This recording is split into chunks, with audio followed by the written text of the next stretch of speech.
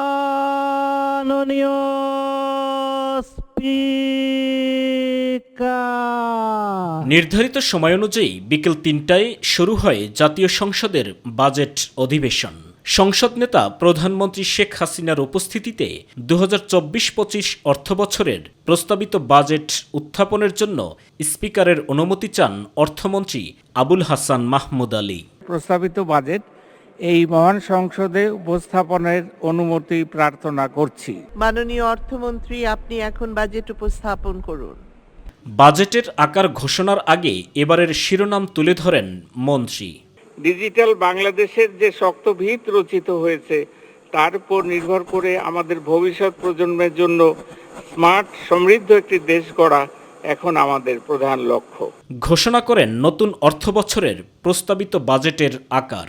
আগামী ২০২৪-২৫ অর্থবছরে বাজেটের আকার প্রাক্কলন করা হয়েছে ৭,৯৭,০০০ কোটি টাকা, যা জিডিপির ১৪.২%।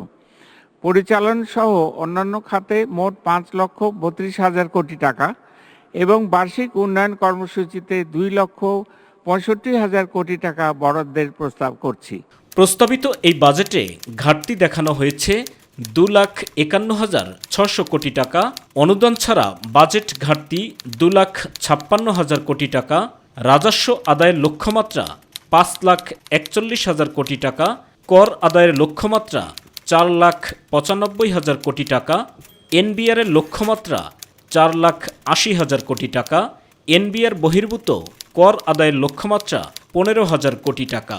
জিডিপির আকার ধরা হয়েছে ৫৫,৯৭,৪১৪ কোটি, এডিপির আকার ধরা হয়েছে ২,৬৫,০০০ কোটি, পরিচালনা ব্যয় ধরা হয়েছে ৫,০৬,৯৭১ কোটি টাকা।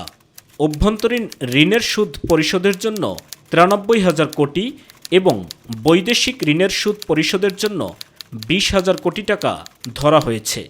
অভ্যন্তরীণ ঋণ রয়েছে ১,৬০,৯০০ কোটি এবং বৈদেশিক ঋণ রয়েছে ৯০,১০০ কোটি টাকা।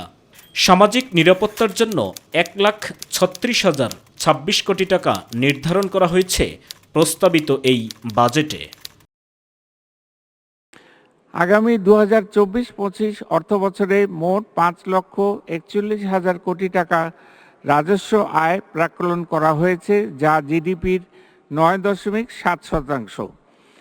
এর মধ্যে জাতীয় রাজস্ব বোর্ডের মাধ্যমে ৪,৮০,০০০ কোটি টাকা এবং অন্যান্য উৎস হতে ৬১,০০০ কোটি টাকা সংগ্রহ করার প্রস্তাব করছি। অর্থমন্ত্রী কর্তৃক উত্থাপিত এই বাজেটে করমুক্ত আয়সীমা ধরা হয়েছে ৪ লাখ টাকা।